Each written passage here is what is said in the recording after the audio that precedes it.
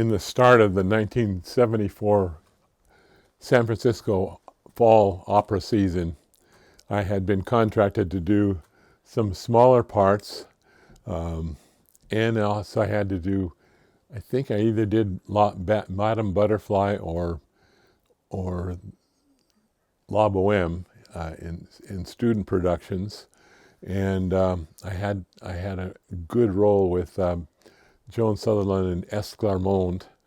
It wasn't the major tenor; it was the second tenor role, and the last opera they were going to do was called The Daughter of the Regiment with Beverly Sills, and they had John Alexander as the lead tenor for that. Well, it came closer to the end of the season, and all of a sudden they said John Alexander was sick and could not come, and they had to get another tenor for them. And since I had done The Daughter of the Regiment with the Seattle Opera in English, and they knew that, the San Francisco Opera presented to Beverly Sills this new singer that didn't have very much in his background but was right on the scene, and she accepted me as her star, thank heavens, and I was able to do the opera with her, and I got rave reviews from all over the world, and it was just great to sing with her, and somebody like Beverly Sills, who was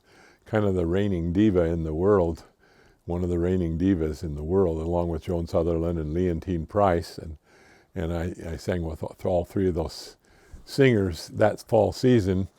But for her to love my singing, and she was 5'10", and she had to learn how to. Most of the tenors she sang with were shorter, or either her height or shorter than her, and if she had shoes on at all or anything like that, she really towered over them. And she had to learn to walk across the stage with these longer dresses on, and she would shrink down 3 or 4 inches, and she would sing her arias and songs, duets with the tenor as she was squatting down. And with me, I was 6'4" at the time, and she could come and put her head on my chest without having to squat down, and she liked that part too. So she started requesting me after that production, which gave me international fame. And she started requesting me, and I did The Daughter of the Regiment with her in several places. I know Edmonton, Alberta, and Toronto, Canada, and New York City at the New York City Opera, and I did the Barbara Seville with her, and I did La Traviata with her, and I actually sang with Beverly Sills more than any other singer in my whole career, and what a blessing for me to be able to sing with somebody like that. I have a dear friend that has been able to make my YouTube channel, and she found on the internet this recording of The Daughter of the Regiment, the entire recording. So we have brought a couple scenes that I'm going to do. It's not a video recording, it's an audio recording. We'll maybe throw up some pictures of the production while it's going, but this is a duet scene between Beverly Sills and me. Her name was Maria, and Marie, and mine was Tonio. Is that right? I think so. And this is when we're kind of getting to know each other and getting to love each other, and I'm expressing my love for her, and finally she expresses her love. I remember one of the scenes in this duet is she's on a stool sewing while I'm singing to her, and she says, "All right, now it's your turn," and she gets me up and puts me on the stool and hands me the sewing and wants me to start sewing, and then she starts singing to me while I'm sewing, and I sew my leg into the pants, and when I stand up, the pants are hanging on my leg, and the audience laughs, and that's one of the things we do in the scene. But this is a love scene from The Daughter of the Regiment in San Francisco Opera.